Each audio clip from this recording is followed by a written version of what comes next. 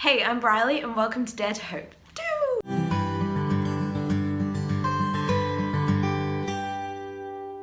School and uni have recently gone back, and so I wanted to do a video discussing good study habits and some tips for you to make your study as efficient as it can be. The first thing that I'm going to suggest is to create a good work environment for yourself. If you're working in your room, make sure that it's a clean environment for you. I find that if my room isn't clean, then I tend to procrastinate, which then just distracts me from the studying part, which I'm meant to be doing. So it's not efficient. If you are studying your room, make sure you're studying at a desk and not on your bed. It's not a very good idea to combine where you're sleeping with where you're also working/studying. But if you can't study on your room for some reason, go to a library or some other public place. A library is good for studying because then you also have resources right on offer and most of the people around you are studying. The second tip is to study with friends or get a study buddy. Similar to studying at a library, it's good to surround yourself with other people that are also studying. I find this helps me and I get less distracted. I'm less likely to go onto Facebook or get up and do something that I'm not supposed to be doing.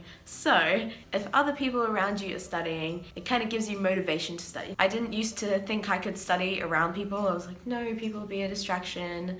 I'll distract myself and stuff, but actually I found it really worked well. So would recommend. Classic me, I have to involve food in this, so tip number 3 is choose good study snacks. Although eating sugary goods may give you a temporary high, the crash afterwards is not good and not preferable. Buy good snacks for yourself, like fruit. You can get those energy balls or I don't know, anything else good that you can think of. But stay away from energy drinks. I personally don't like energy drinks. They have a very bad effect on me. I've only had one in my life and that is more than enough, but they're just so not good for you. Again, it's the whole sugar thing, gives you like a short energy boost and then you'll just crash, and it's not fun for anyone because then you'll probably be moody and that's affecting you, it's affecting others around you. It's just not a good time. Why would you do that? Just don't. And they're so bad for you. There's so much sugar and just, ooh, like no. Don't drink energy drinks. And actually do remember to eat. If you're studying, especially during exam block, make sure that you are taking time off to have your regular meal times. You need to make sure that you are eating properly. I always bring this up, but sleep. Sleep is so important. When you are studying, try to stick to your normal sleep pattern. Usually you are feeling the effects of study or uni and just having a crammed timetable or whatever. If you stick to your normal sleep pattern, it'll help you mentally recharge and just give your body a rest from the studying, and adding exhaustion into the mix with everything else is not a good idea. So try and stick as much as you can to your sleep pattern. Extra sleep is good. Do some research as to how much sleep you should be getting at your age. I think at my age it's like between 7 and 9. I'm not really sure.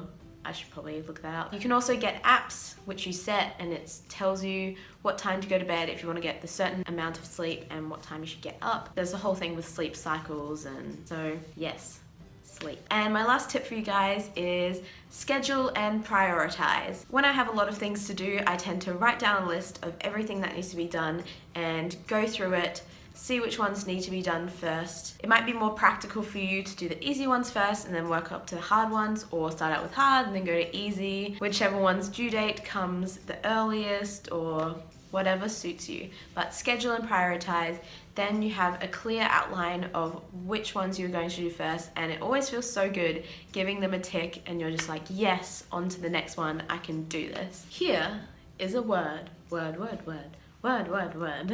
I really want to do that with Caitlin again. The word of this week I have decided is a very, very random word and quite out of context, but the word of the week is DAC. I recently discovered that New Zealanders don't know what this word means. DAC, it means to pull someone's pants down. Oh yeah, Jim was being a real meanie earlier, let's go DAC him. Would not recommend, because that could be classified as bullying, but it's a word that Kiwis don't know, so DAC. Pull someone's pants down. Learn something new every day. Thank you for watching this video. If you liked it, please give it a thumbs up. Leave a comment down below of what's a study habit that you find really useful for you. Feel free to subscribe, and Caitlin will see you next week and I will see you in 2 weeks time. Bye!